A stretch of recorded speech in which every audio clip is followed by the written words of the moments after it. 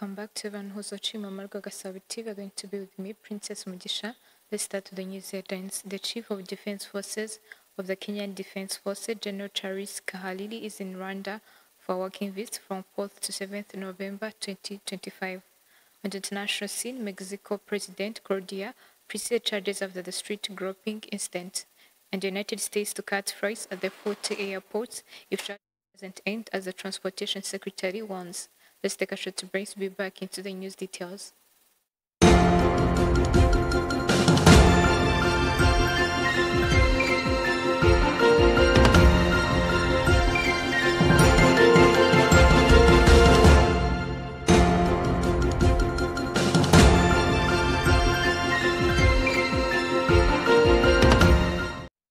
Let's start on news details in Rwanda, where the Chief of Defense Forces of the Kenyan Defense Forces, General Charles Kahili, is in Rwanda for a working visit from 4th to 7th November 2025, aimed at strengthening bilateral military cooperation between the two countries. On Tuesday, General Kahili and his delegation visited the Ministry of Defense of Rwanda Defense Force headquarters, where they were received by Chief of Defense Force RDF General Mubaraka. He also paid a courteous call on the Minister of Defense, Honorable Juvenal Marizamunda. During the visit, the two sides held bilateral discussion to review the existing cooperation between Rwanda and Kenya, to explore new areas of cooperation, exchange views on the regional defense and security matters. Speaking to the media, General Kahalili highlighted that his visit seeks to reaffirm and deepen the long-standing friendship between the two nations and their respective defense institutions.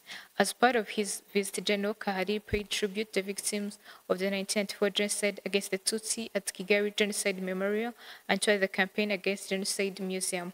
The Kenyan military chief is also expected to visit RDF Command and Staff College in Yakinama, when he will deliver a lecture of opportunity to participants of the Senior Command and Staff course. Proceeding our news, the Chief of Civil Military Cooperation in Rwanda Defense Force, Colonel Desire Migambi, yesterday addressed the representative of the heads of schools from all sectors across the country. The training was organized to equip education officers and heads of the schools, who will in turn train teachers on how to teach Rwandan history. The training is being held at the National Authority Development Center of Mumbai in Rwanda District, and the training is under the theme of teaching Rwandan's history in Rwandan schools. Turning to our next story, yesterday at the World Bank in Washington, D.C., the Minister of Justice, Dr. Emmanuel Ugirashebuja, engaged global community of law and development experts on the legal challenges and solutions for development. He highlighted Rwanda's numerous legal reforms in different sectors aimed at creating an enabling environment that fast-tracks decision-making across major sectors for the greater impact in development. Now let's turn our focus to this story, where Rwandans in participating of the 8th China International Import-Export taking place from 5th to 10th November 2024 in Shanghai, showcasing its growing trade and investment ties with China and Asia. During the Hangzhou International Economic Forum held alongside with CIA 2025 Expo RDB, Chief Investment Officer Michel Umurungi shared remarks at the session to open trade and security-based development, underscoring the role of open and rules-based trade in driving sustainable and inclusive growth.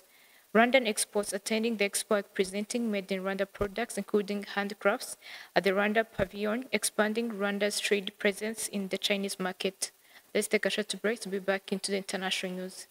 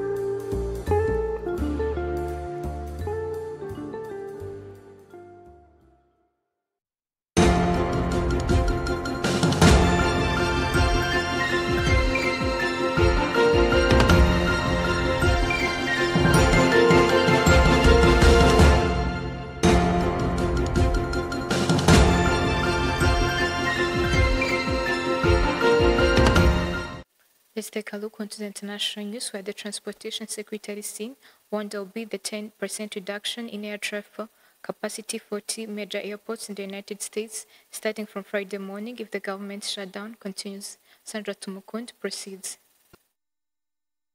Let's start with international news in Africa. Mauritania's former president Mohamed Ould Abdelaziz has lost his final appeal of a 50-year prison sentence for corruption while in office. Abdelaziz was initially sentenced to 5 years in prison in 2023 after being found guilty of amassing asset and capital of $70 million through illicit means. His lawyers argued that the trial was politically motivated, but the first appeal of his conviction was rejected in May 2025 and his sentence increased by 10 years. After seized power in 2008 coup, Abdelaziz was twice elected president and served from 2009 to 2019 when he stepped down. In 2021, he was charged with illicit enrichment, abuse of functions, influence peddling, and laundering alongside 10 other prominent figures, including 2 former prime ministers. Since his conviction, he has been stripped